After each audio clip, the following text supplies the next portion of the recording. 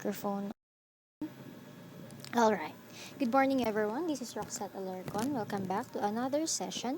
So, we'll talk about hematopoiesis. Hema means blood, poiesis means formation. Therefore, hematopoiesis means formation of blood cells. So, um, hematopoietic stem cells, aka HSCs, ito yung pinaka primitive o pinakabatang cell. Alright.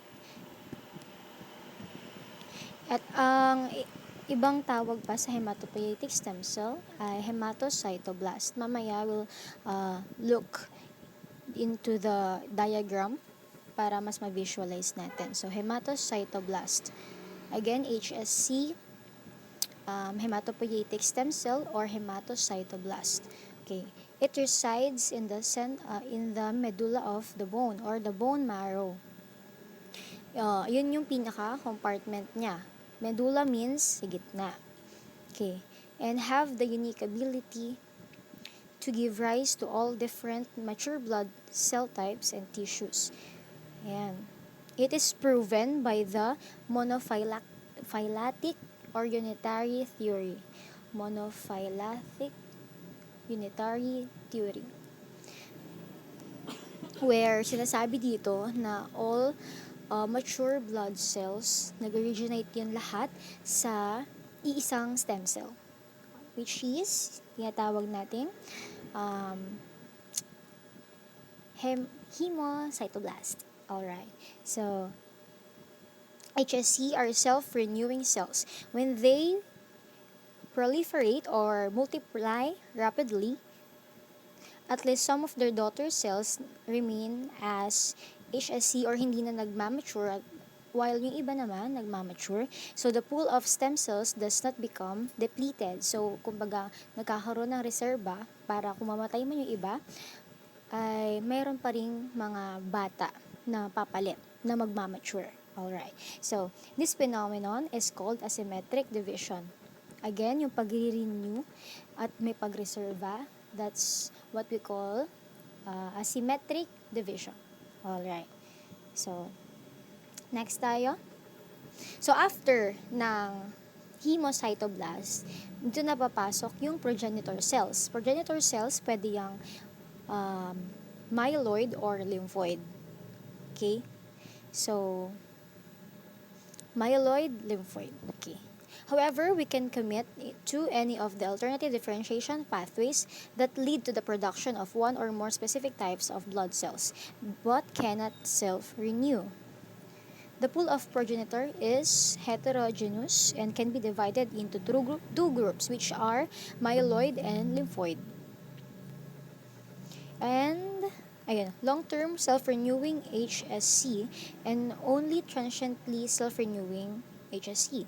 Also called short terms. Yun. So, short terms yung tawag sa kanya kasi nga, 'di ba? Merong iba na nananatiling immature, meron namang nagiging mature agad. Kaya short term. Kumbaga pinapaiksi yung kanyang life cycle. This is the one of the main vital processes in the body. Okay.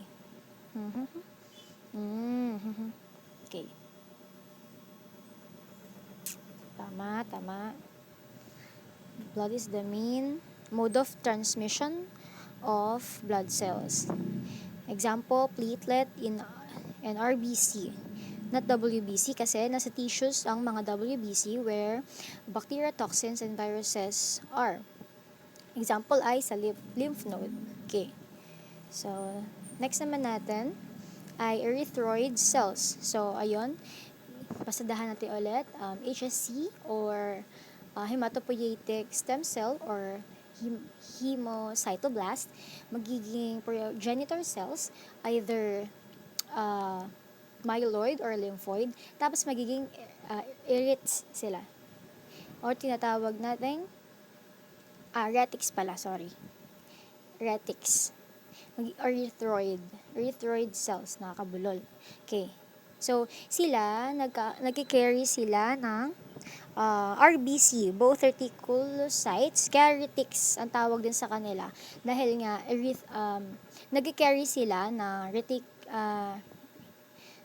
reticulum. Where itong reticulum na to, nag-carry naman yon ng RNA. And ang RNA, nasa mga immature pa to na RBC. Okay? So, saan na tayo? Ayun. Erythroid cells are the oxygen-carrying RBCs, both reticulocytes and erythrocytes. Okay. Are functional and are released into blood. In fact, reticulocyte count estimates the rate of erythropoiesis.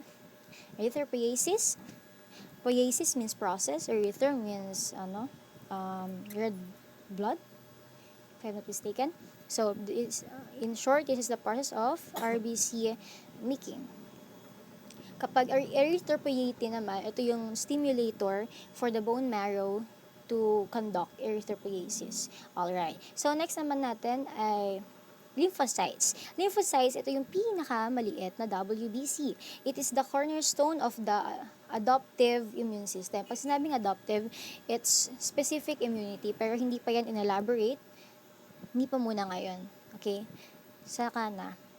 Search nyo na lang. Alright. So, next, they are derived from common lymphoid progenitors. So, from the progenitor cell, which is called lymphoid, magkakaroon tayo na another arrow. And that arrow points to lymphocytes. Yung pinakamaliit na RBC. Ay, na WBC rather. Okay. So, ayan. Which is yung cornerstone nga raw ng specific immunity or adaptive immune system. So, the lymphoid lineage is primarily composed of T cells and B cells. Also, tinatawag nating null cells, or hindi siya B, hindi rin siya T. So, null cells. Okay. So, another arrows after ng progenitor, lymphoid, tapos under ng lymphoid, meron tayong T-cell, lymphocyte pala muna, tapos under ng lymphocyte, meron tayong T-cell, B-cell, at null cells. Okay. This is called lymphophiasis. Okay. So, meron din tayong tinatawag na myelophiasis. So, lahat ng mga processes na to, ayon sa unitary or, what do you call this? Nakalimutan ko agad, no? Ayun, monophyletic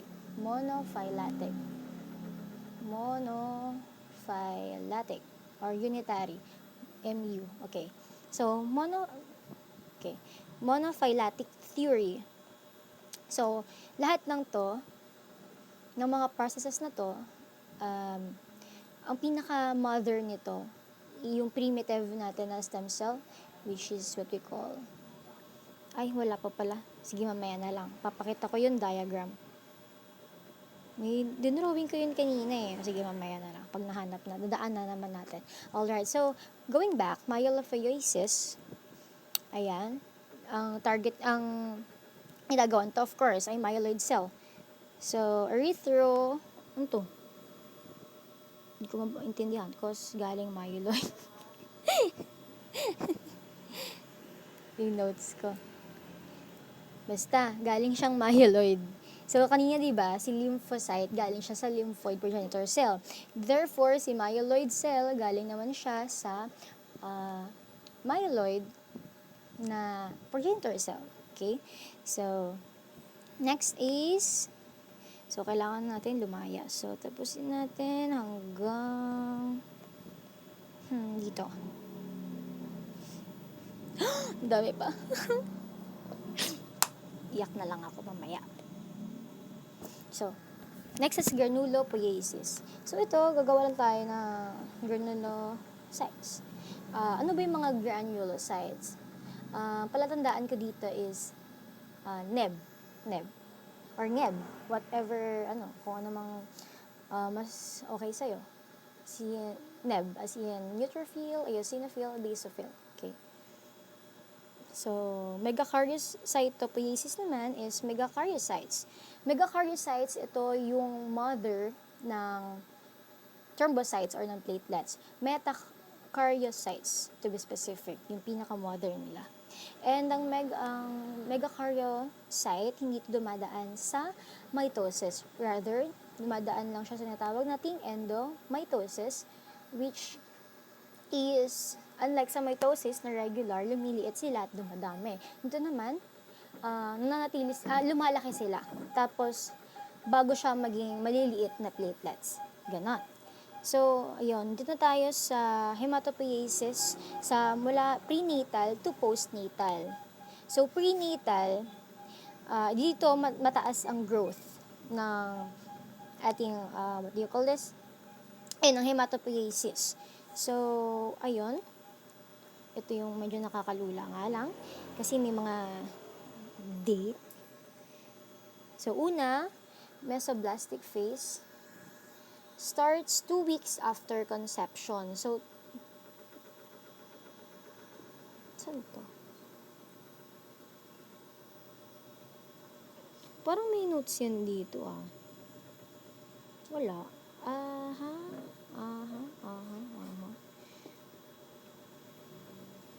Wala siyang notes. Di ko makita. Okay, going back. Basta, mesoblastic phase, o yung pinakauna, starts 2 weeks after conception. So, conception, yung nagkaroon na ng embryo. So, 2 weeks ng pregnancy mo, dito nag-start yung first work ng erythropoiesis. Siyempre, uunahin yung primitive erythroblast. Okay. I don't know, erythroblast ba yung erythrocytoblast? Ayun, may pinakamalaki and may nucleus pa. Again, kapag naging mature na ang RBC, nawawala na to ng nucleus. At kapag, mamaya nyo malalaman. Okay. So, next is hepatic stage. Hepatic stage naman, liver and spleen help sa 5th week ng gestation or ng conception, making definitive erythroblast. Mas liliit lang ng konti. So, from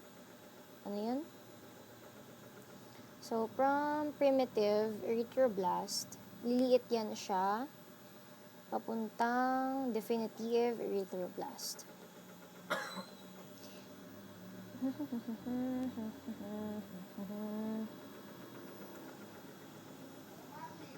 Ito ay sa 5th week. Ito naman ay 2nd week. Okay, next naman ay 5 to 6th week. Bone marrow, ayan na, nagiging active na yung bone marrow sa 5th to 6th week.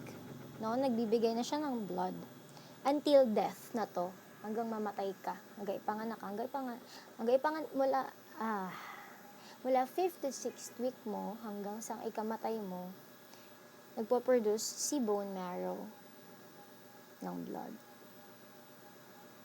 Okay? So, next natin dyan is other, mga processes na tulad ng myopoiesis, lymphopoiesis, yan. Other kinembryals na. 6 to 7 weeks na yan. Ay, mali. Others. So, 6 to 7.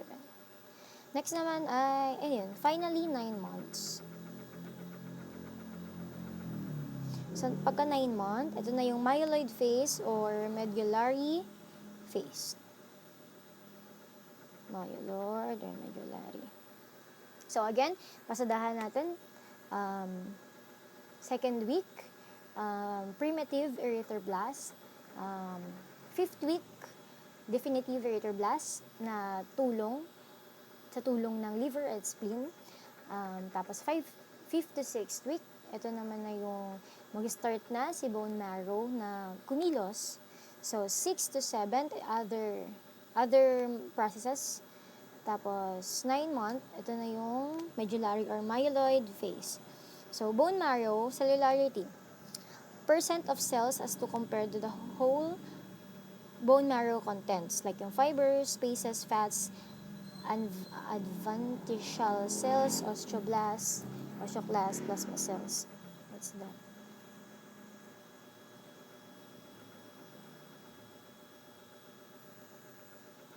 Okay.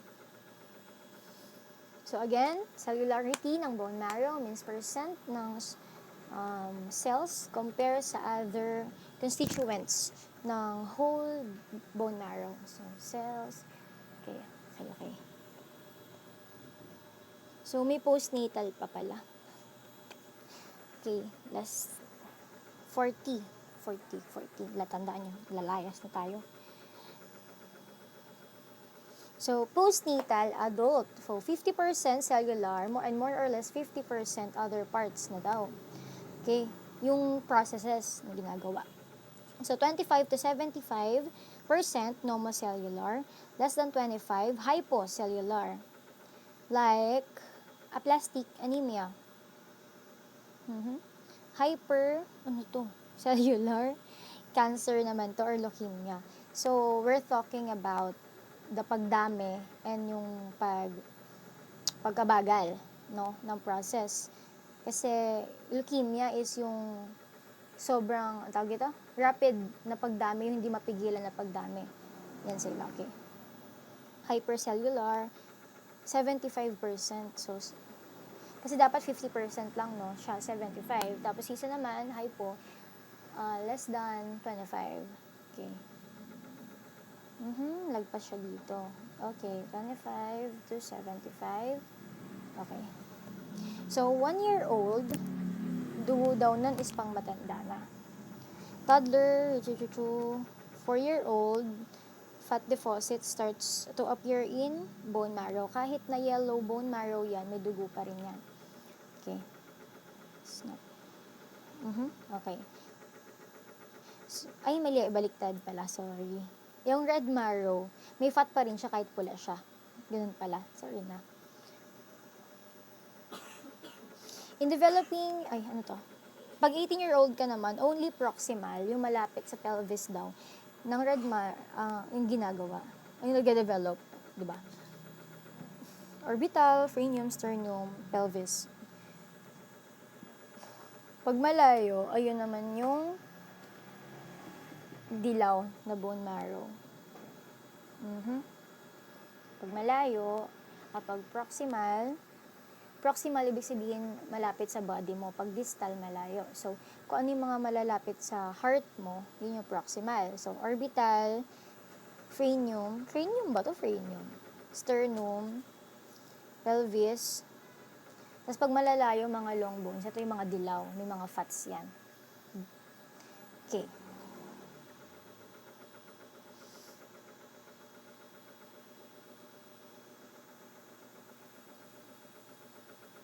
O, tama nga. So, if kulang pa daw yung pinaproduce ng red marrow na RBC, tutulong daw si extramedullary bone marrows by liver, spleen, and lymph nodes. So, in developing called blood islands. Blood formation occurs in aggregates of blood cells in the yolk sac called blood islands. Blood formation occurs, nangyayari daw yung blood formation sa aggregates ng blood cells in the yolk sac called blood islands. Blood islands. So, sa embryo to. Sa mga embryo. In developing embryo. So, may blood islands ang mga developing embryo. Blood formation occurs sa spleen, liver, and lymph nodes. Ayun yung sinabi kanina.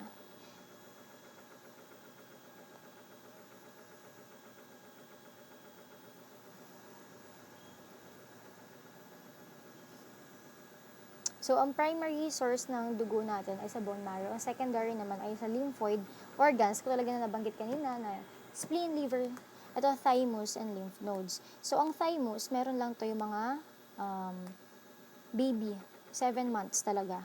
As in, newborn.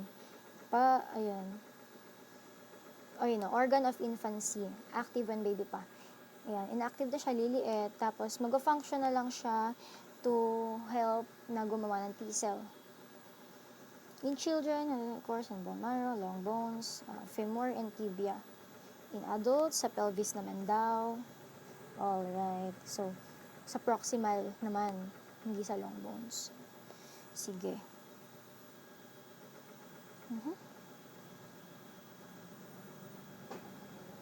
Last na talaga, promise. Last na to. Okay, rin na yan later. Extramedullary hematopoiesis. Ito nga yung sinabi ko kanina, kapag kailangan pa, kulang pa.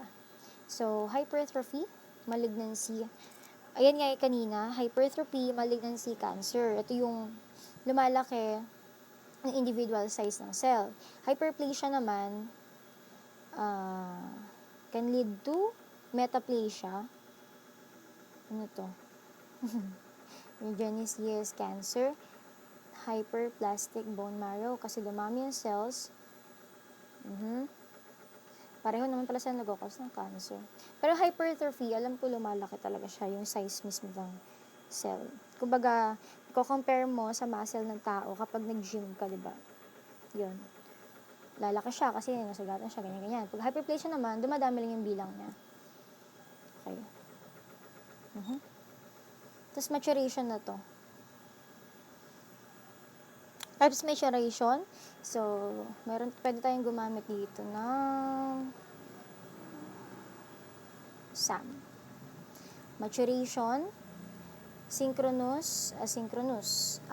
Asynchronism pala, sorry. So, di ba since M, maturation, may M din dapat sa dulo. So, asynchronism, synchronism. Pag synchronism, ibig sabihin, sabay-sabay sila mag-mature. And yung cytoplasm, including yung cytoplasm, yung nucleus, and yung cytoplasm, sabay silang lalaki. Unlike kapag asynchronism, hindi sabay. That's it. Stages. So, ayun, nabanggit ito kanina, mesoblastic stage. Mesoblastic stage, dito yung blood islands na tawag. So, 19 to 20 days. Tapos, patay ka, sorry. Dito na rin na babuo yung mga hemoglobin or hemiglobin. Hemiglobin? Basta mamaya. Kapag ferrous kasi, ferrous yung laman ng iron mo, ayan, hemoglobin yan. Pero pag ferric, hemiglobin? I'm not sure kung hemiglobin. Basta hemi yun. Okay. So, ayun. That's 19 to 20 days. 19 to 20 days, mesoblastic stage. Next naman is hepatic period. Ito na yung sinabi kanina na 5th to 6th week, which tinutulungan ng liver, liver and spleen yung growth ng RBC mo, ng mga baby upon conception. So, meron tayong granulo, 2nd month, lympho, 4th. Paano ka natin maaalala to? So, granulo, G.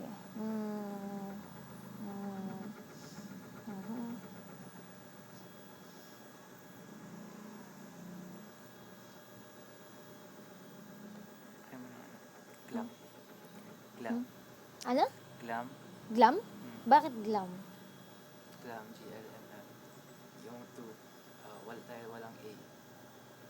Ay, kulang na isang letter sa 2, 4, 5. Wala. Gets. Para sa akin. Ganun ako magano. Nonsense. Pero nag-gets ko. 2nd month. Paano kaya?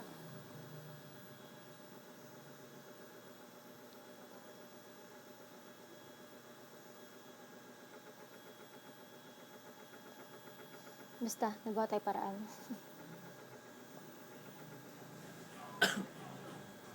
Okay, so, megakaryopoiesis, liver and spleen, gumagawa lang. Tapos, monopoiesis, 5th month. So, let's apply yung sinabi mo na glam.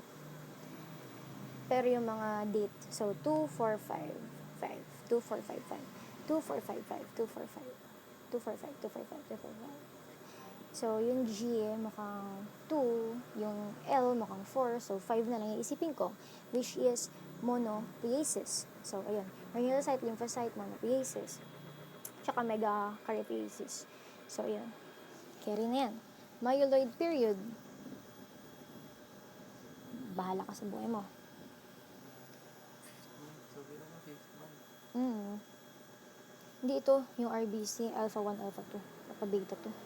3 weeks per postpartum, which means kapag manganak na, ito na yung bone marrow medullary stage. So, myelid period, which is, ibig sabihin ay tumutulong na yung bone marrow. So, 3 weeks after postpartum na to.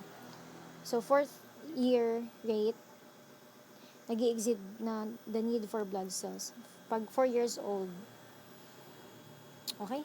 That's it. Mamaya na ulit. Thank you.